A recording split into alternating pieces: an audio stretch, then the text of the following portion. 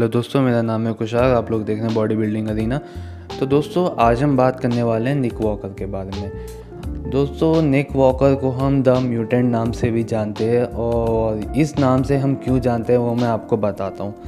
दोस्तों, इनके जैसे हमने हमेशा सुना है कि बॉडी बिल्डिंग में या मिस्टर ओलंपिया में जाने के लिए आपके जेनेटिक्स बहुत अच्छे होने चाहिए। और हमने जैसे फिल हीथ, रॉनी कोलमैन वगैरह इन सबको जिनको भी देखा दोस्तों, इनके जेनेटिक्स कितने बढ़िया होते हैं। पर दोस्तों, मैं आपको एक चीज़ बताऊं, दोस्तों निक वॉकर के जेनेटिक्स बिल्कुल भी अच्छे नहीं है। दोस्तों, मैं आपकी कुछ इनकी पुरानी पिक्चर आपको दिखाता हूं, आप देख सकते हैं। दोस्तों, आपको पता है ये जो भी इन्होंने आज बॉडी बनाई है ना अपनी, सिर्फ और सिर्फ दोस्तों हार्ड वर्क से बनाई है इन्होंने। दोस्तों ऑब्वियसली दोस्तों गियर वगैरह का तो रोल रहता है, बट दोस्तों जेनेटिक्स इनके दोस्तों बिल्कुल भी अच्छे नहीं थे। और इन्होंने जो भी आज बॉडी बनाई है अपनी, सिर्फ और सिर्फ दोस्तों मेहनत के बलबूते बनाई। और दोस्तों सच बताऊं दोस्तों, मैंने इस समय जो आजकल यंग बॉडी बिल्डर आ गए दोस्तों, इनसे ज़्यादा डेडिकेटेड कोई भी बॉडी बिल्डर नहीं देता। तो दोस्तों आज हम पहले इनके दोस्तों कुछ अर्ली लाइफ के बारे में बात करते हैं निक वॉकर की। तो दोस्तों सबसे पहले हम निक वॉकर के दोस्तों जन्म की बात कर लेते हैं। दोस्तों निक वॉकर का जन्म हुआ था 3 अगस्त 1994 को, और दोस्तों इस समय इनकी प्रेजेंट एज है 27 साल। और दोस्तों इनका जन्म pine hills new Jersey USA में हुआ था।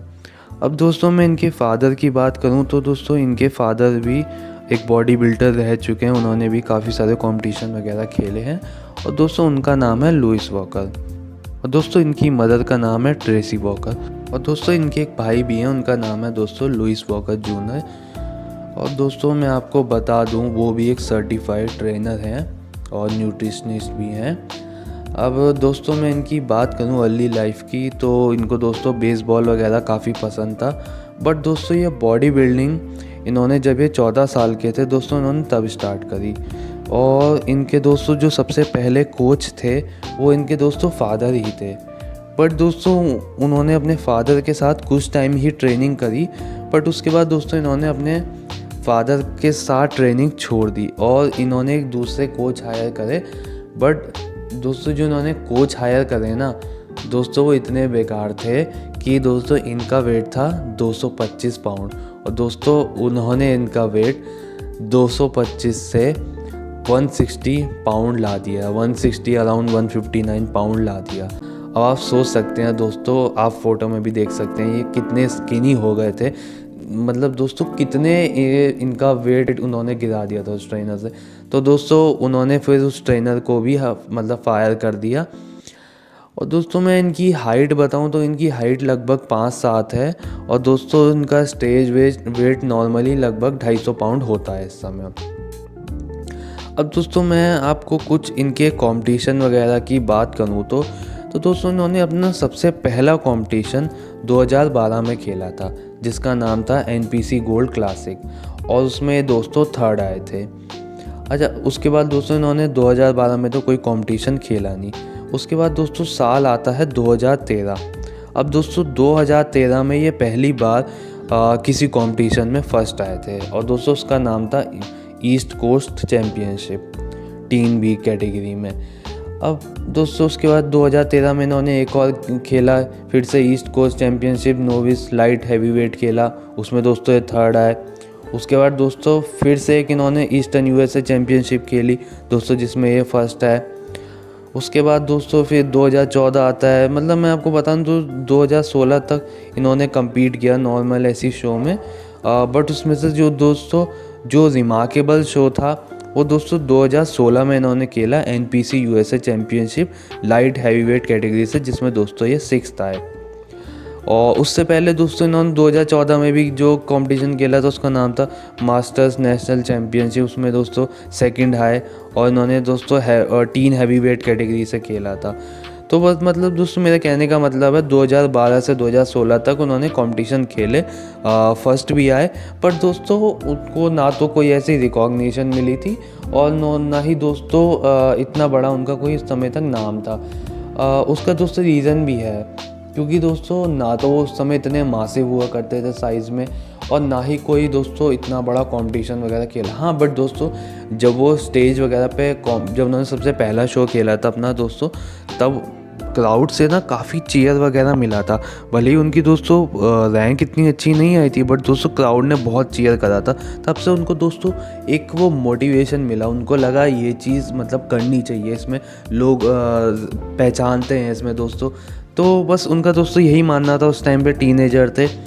बट दोस्तों जो असली इनका मतलब जिसे बोलते हैं ना लाइमलाइट में जब आए दोस्तों, वो होता है 2020 से स्टार्ट। तो दोस्तों होता है क्या, 2020 में ये नॉर्थ अमेरिका चैम्पियनशिप खेलते हैं, और जिसमें दोस्तों ये फर्स्ट आते हैं, और इनको फाइनली इनका प्रो कार्ड भी बन जाता है। तो अब दोस्तों फाइनली निक वॉकर एक IFBB प्रो बन जाते हैं। अब होता क्या है दोस्तों, IFBB प्रो बनने के बाद ये 2020 में सबसे पहले कंपटीशन खेलते हैं। अपना सबसे पहला जो दोस्तों उनका प्रो शो होता है, वो उसका नाम होता है दोस्तों शिकागो प्रो, और उसमें ये 4th आते हैं। और दोस्तों तब से लोग इनको रिकॉग्नाइज वगैरह करने लग गए थे, इनके बारे में दोस्तों बातें वगैरह होने लगी थी।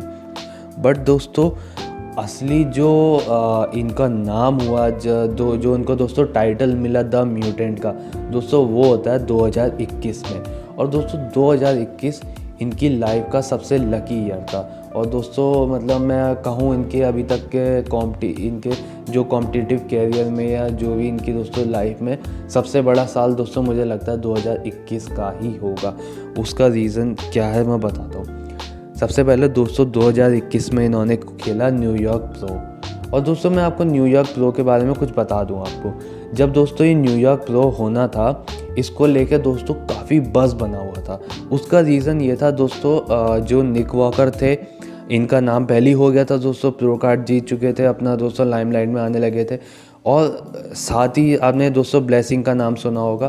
तो दोस्तों ब्लेसिंग और ये काफ़ी यंग है, तो इनके बीच दोस्तों एक ना कंपटीशन पहली बज़ बन गया था कि इतने दो यंग कॉम्पिटिटर के दोनों दोस्तों मासिव साइज़ के थे। तो सबका दोस्तों ये मानना था कि कौन ज़्यादा बेटर है, ब्लेसिंग ज़्यादा अच्छे हैं या दोस्तों निक वॉकर ज़्यादा बढ़िया।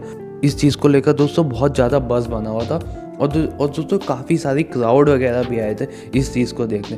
बट दोस्तों होता है क्या है, ब्लेसिंग कंपटीशन में फाइनली खेलते ही नहीं है, और दोस्तों निक वॉकर कम्पीट करते हैं, और दोस्तों फाइनली फर्स्ट आ जाते हैं। और दोस्तों फिर वो अनडिस्प्यूटेड यंग प्रोफेशनल बन जाते हैं बॉडी बिल्डिंग के।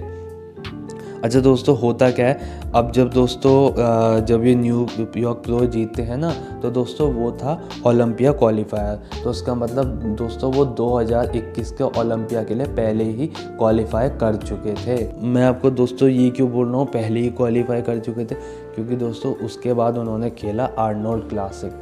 और दोस्तों हम जानते हैं वो अभी तक की अपनी बेस्ट कंडीशनिंग में आए थे दोस्तों, आर्नोल्ड क्लासिक में ओहायो में हुआ था जो। और दोस्तों और उसमें दोस्तों उन्होंने आयन वेलियर को भी हराया था, और दोस्तों हकीम विलियम्स थे उनको भी हराया था। तो दोस्तों बहुत बड़ा अचीवमेंट था, क्योंकि दोस्तों ये ओलंपिया में पहले से ही कम्पीट कर रहे थे आयन वेलियर वगैरह। और दोस्तों इनको बीट करना तो मतलब दोस्तों अपना लेवल इन्होंने रेस कर दिया था।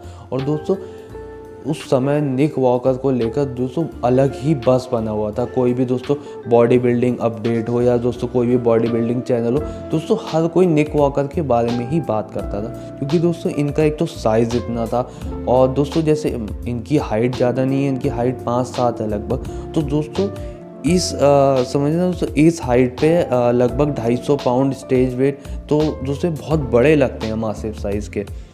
तो फिर दोस्तों फाइनली हम जानते हैं उसके बाद दोस्तों मिस्टर ओलंपिया में कम्पीट करते हैं, और दोस्तों ये उसमें भी दोस्तों टॉप 5 में आ जाते हैं दोस्तों अपने पहले ही दोस्तों मतलब। और दोस्तों अपने सबसे पहले ही ओलंपिया में टॉप 5 में आना, वही एक बहुत बड़ा अचीवमेंट होता है।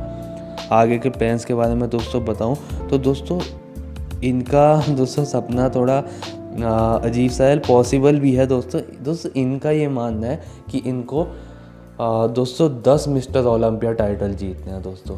आप समझ रहे हैं दोस्तों, आज तक जो दोस्तों क्या बोलते हैं दोस्तों, लॉनी कॉलमैन ने 8 जीते थे, फिर लीथ ने 7 जीते हैं। तो दोस्तों इतना आसान नहीं है एकदम से 10 टाइटल, बस दोस्तों मुझे लगता है ये अचीव कर सकते हैं। क्योंकि दोस्तों ये दिन पे दिन दोस्तों साइज़ ऐड करते जा रहे हैं। अब मैं आपको दोस्तों बताऊं, इस समय दोस्तों निक वॉकर का ऑफ सीज़न चल रहा है और ये दोस्तों ऑलरेडी 300 पाउंड के हो चुके हैं। मतलब समझ रहे हैं दोस्तों ये कितनी तेज़ी से वेट गेन करते जा रहे हैं। तो सच्ची बताऊं तो दोस्तों कभी कभार मुझे थोड़ा डर भी लगता है, क्योंकि दोस्तों सब जानते हैं डलास मैकआवर की डेथ कैसे हुई थी। वो भी दोस्तों काफ़ी यंग थे और दोस्तों थोड़ा डर तो देखो दोस्तों लगता है, क्योंकि दोस्तों मैं सच्ची बताऊं मैं दोस्तों मेरे one of the favourite athlete में से एक है, क्योंकि दोस्तों बहुत हार्ड वर्किंग है और क्योंकि दोस्तों इनके पास जेनेटिक्स नहीं थे। और सब जितने भी ओलंपिया जैसे मैं बताऊं दोस्तों बिग रैमी भी होगा दोस्तों। बिग रैमी भले ही कभी का कंडीशन नहीं आता, बट दोस्तों बिग रैमी के पास जेनेटिक्स थे दोस्तों। बहुत जल्दी वो साइज़ गेन कर लेते थे और मतलब दोस्तों शुरू से उनके पास वो था, बट दोस्तों इनके पास ऐसा कुछ नहीं था दोस्तों। इनके जेनेटिक्स इनके बिल्कुल एक ऑर्डिनरी जेनेटिक्स है जैसे एक होते हैं, बट दोस्तों उन्होंने इतना हार्ड वर्क करा कि दोस्तों इन्होंने एक अलग ही लेवल की फिजिक अचीव करी।